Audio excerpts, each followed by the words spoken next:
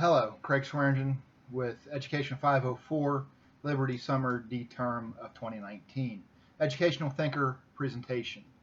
The educational thinker that we're going to look at today is John Calvin. And if you're like I am, you're wondering, well, John Calvin was a theologian. What would he have to offer in educational philosophy? That's a good question. And as I've learned through this research and this study, he actually has a lot to offer to the educational system, and he has made a lasting impact on the educational system. It needs to be noted that some of his thinking and some of his philosophies are not well noted, and the reason being is because they are overshadowed by other theologians and other philosophers such as Luther and a number of others. But John Calvin was a French theologian and pastor during the Protestant Reformation. That's important to note because I believe this is where a lot of his thinking and a lot of his development came from. At the age of 12, he went to work for a local bishop. This too just strengthened his thinking, strengthened his positioning of being devoted completely to God. And in fact, one of the articles I was reading said that at the age of 12, when he had this position, he shaved his head just to show his devotion. So you can kind of see the thinking that he has coming from this. It's interesting because some of the things that he did was based upon things that happened to him while he was in school. One of the things that he did in Geneva was he tried to shorten the school day. And the reason he did this was because when he was 14 years old and he was at a university, and the school day started at 5 o'clock in the morning, and there was intermissions, but it didn't end until 8 o'clock at night. And that was just too long for students, for kids to go to school. So when he was reforming the Geneva schools, he tried to shorten the school days. And the way he did that is he made the time that they started later in the day, in the morning, and he allowed them to leave school earlier. This did two things. It gave him the opportunity to shorten the school day with fewer intermissions, but it also allowed the family to have time together as a family. And as a Christian, most of us know family is important.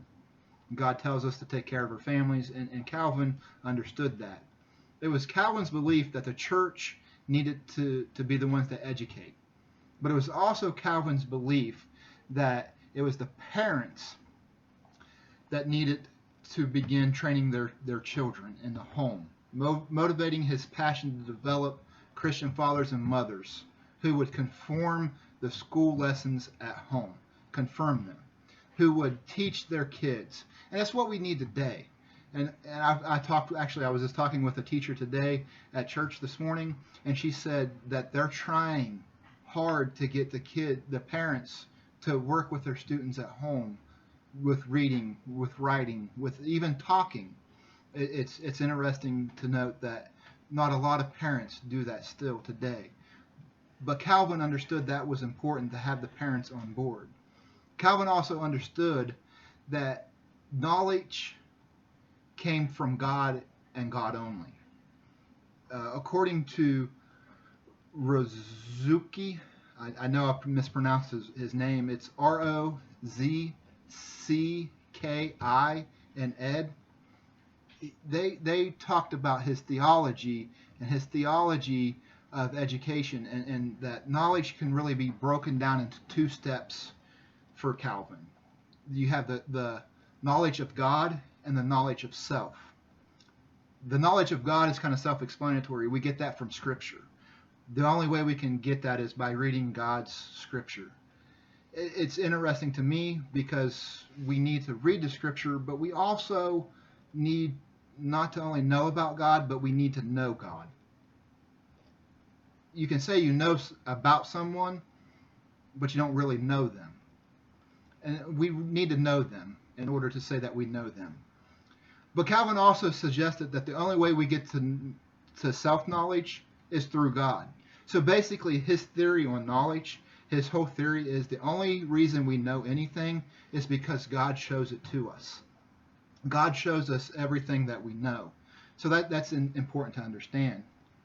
And it's quite interesting also, we can see that his theology and his educational thinking plays a part in, because Calvin was probably the father, according to Murray, of free public education. And the reason for this is because he was one of the first to educate girls. He was one of the first to allow girls to attend school and to educate them. He also not only educated girls, but he took the education system of the day, so to speak, and kind of bucked it by saying that it's not just the rich aristocrats that need to learn. Everybody has the opportunity to learn. Everybody has a given right to learn. And that's interesting also because you can see this goes back to his Christian thinking, his Christian theology, because you can see that he was taking that based off of Christ. Everyone is equal. Everyone is the same. Everyone has the right opportunity. In fact, Murray says that Calvin believed that every child was a gift of God. Just like every one of us is a gift of God. And Calvin kind of puts his thinking that his knowledge comes only from God. He puts that out there for us to understand. Every one of us deserves an education.